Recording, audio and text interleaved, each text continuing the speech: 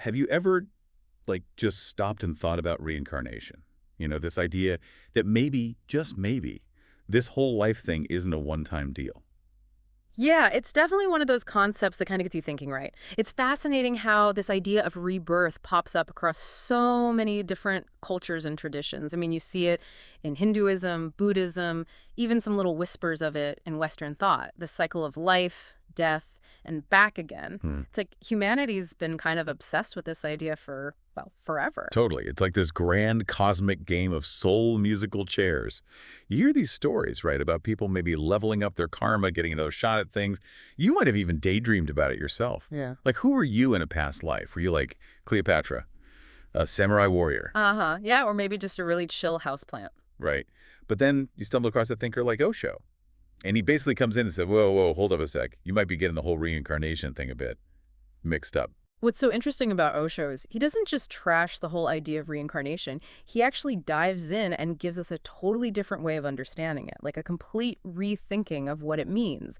And it all starts with, how do we see ourselves? Who do we think we are?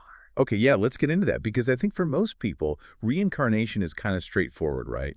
You die, poof, and then boom, you're back. A new you in a new body. Maybe rocking a toga in ancient Rome, or maybe, I don't know, swimming around as a particularly philosophical goldfish. But Osho's saying it's not that simple.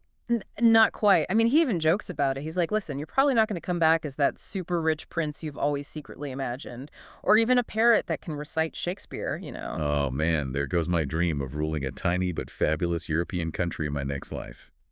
But okay, seriously though, if it's not me coming back, then what exactly is happening according to Osho? What's the real deal here? What's the takeaway for everyone listening? Well, this gets to the heart of Osho's philosophy. He basically says the you that you think of, your name, all your memories, that weird habit you have of collecting bottle caps, all of that, it's actually like a temporary illusion. He says the sense of having a separate, permanent self, this me, with a whole backstory, it's kind of like a mirage. It appears real, but it's not the whole picture. Wait, hold up. So you're saying I'm an illusion? That's kind of a lot to process before my morning coffee is kicked in. Think about it like this. Imagine a wave in the ocean. I mean, like, everyone's seen a wave, right? It rises up, it has a shape, it might even have a little white cap on top. You can point to it and say, that's a wave. And in that moment, it is. But is it really separate from the ocean itself? Not really. It's just a temporary form that the water takes. Okay, I see where you're going with this. So when that wave crashes back into the ocean, Yeah. that's kind of like death, right? Exactly. The individual wave, it kind of dissolves back into the ocean. And the ocean in this analogy, that represents the larger field of existence, the source of everything. Now, here's where it gets interesting for you. Osho says reincarnation isn't about that exact same wave popping up again somewhere else. So it's not like my personal wave gets a rewind button and gets to try again. Yeah. So what is it that continues on then? Like what?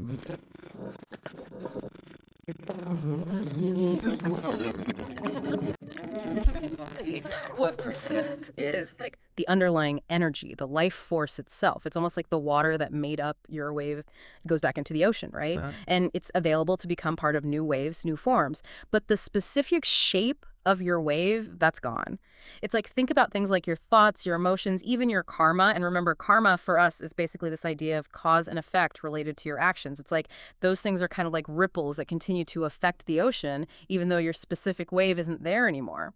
You know, one of the things I found really helpful in our sources was this analogy about a candle flame lighting another candle. Can we talk about that for a second? How did that play into all this for us? Oh, yeah, that's a great one. It's like you have one candle that's burning, right?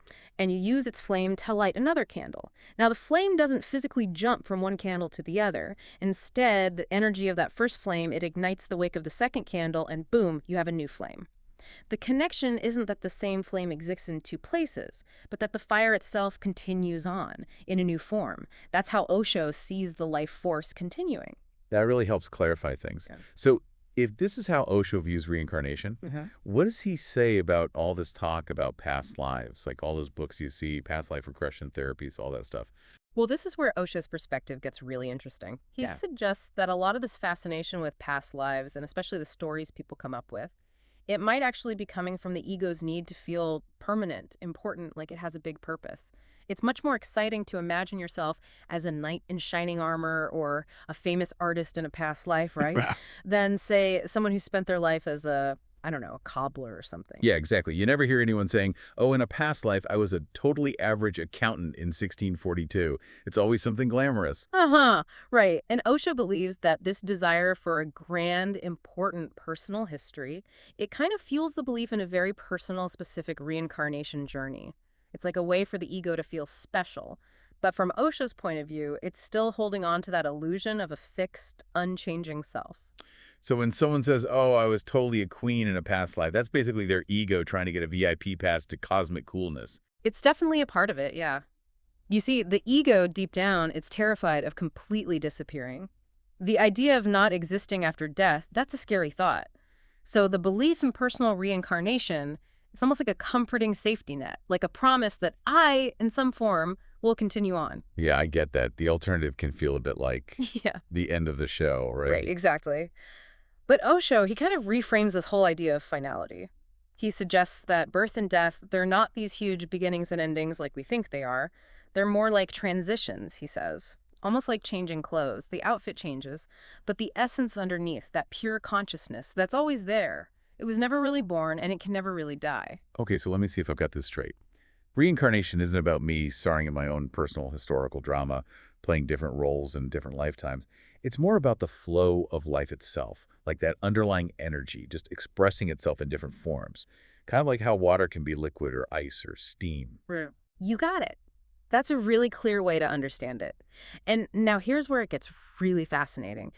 Osho says that if you can become fully awake, fully aware in this life, and this is often what people call enlightenment, Yeah. then you can actually transcend this whole cycle of reincarnation. Now, enlightenment, in this context, it's basically a state of complete awareness, where the illusion of that separate self completely devolves. So enlightenment's like finding the hidden exit on this reincarnation roller coaster. You're just like, peace out, I'm done with this ride. Exactly. Osho says that the people who are still kind of sleepwalking through life, caught up in their egos and illusions, they're the ones who keep getting drawn back into this cycle of birth and death.